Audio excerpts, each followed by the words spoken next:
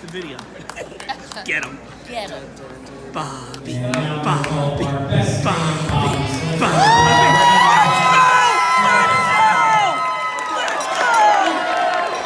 Let's go!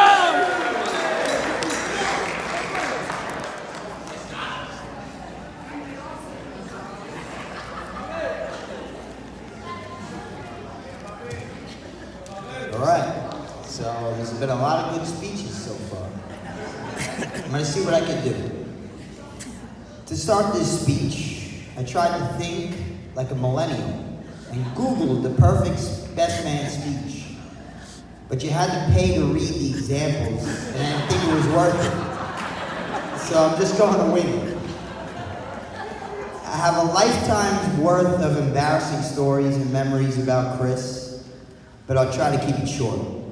As most of you know, our dad passed away while Chris was very young, so growing up, it was difficult for me to balance being a role model for my younger brother, while at the same time trying to be the cool older brother to get into trouble with.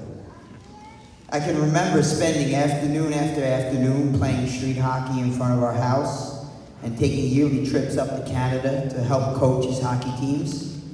I can remember when we first nicknamed him Frog, because he had the voice of the little kid from the Little Rascals movie.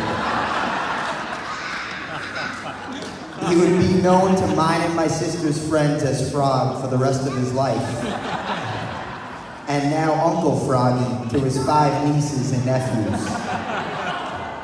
I would drag him in the summer to baseball camps that I would work at as a summer job and bring him and his friends out on the last day of school. As he got older, he started playing on our roller hockey teams. And sure enough, that's where you saw that temper of his flare out. If there was one thing you could bank on, it was that Chris would lead your team in penalty minutes. And there were a few times that I thought he might actually kill someone.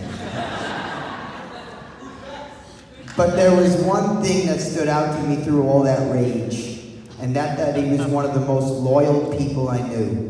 No matter who on the team was hit hard or took a cheap shot, Chris was always the first one to jump in and defend that person, no matter how big or how old that person was. He never thought twice about it, no matter who started it, and that is how he is in life. His loyalty to his family, friends, and now wife is evident every day. Growing up with 2 older siblings so close in age, he was privy to many of the famous Cavaliere bashes my sister and I would throw while my mom was either away or busy at work. That probably had to do a lot with why he was a complete maniac during his senior year of high school and college years. Yeah! I remember like it was yesterday getting a phone call from his friends from Franklin Square that I needed to come to the creek to get Chris because he was passed out in the creek drunk. I then had to carry him over 2 fences, drag him into my car, and then quietly sneak him into the basement so my mom wouldn't catch him. Being that I had my own life at the time, I forgot to wash all the dirt off of him, and my mom found out anyways.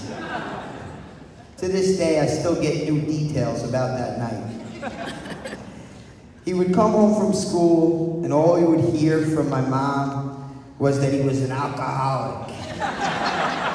And the stories from the inner city of Baltimore didn't help to ease my mom's mind when it came to him. Stories of his apartments getting robbed not once, but multiple times. There was the time I got a phone call that he got jumped on the street corner and lost multiple teeth. I remember going to his frat house during graduation, and my mom was so appalled by how filthy it was that she didn't even want to get changed in that house. But it was during those crazy years down in Baltimore when he met Rachel.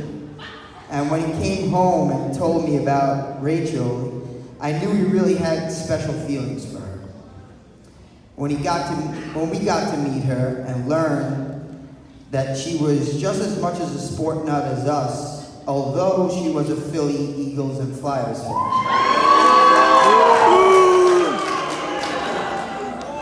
We knew she was going to fit in real well.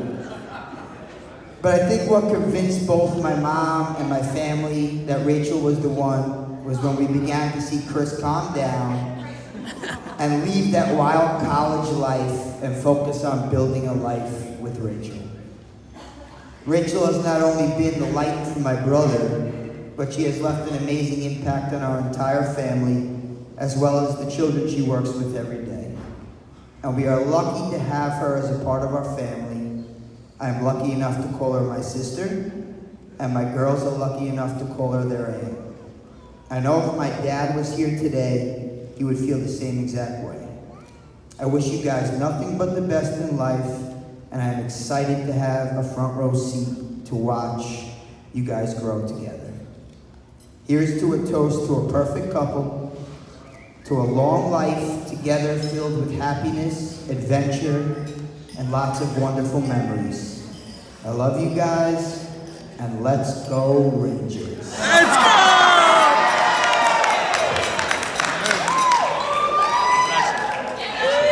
Let's hear it one more time for our best man.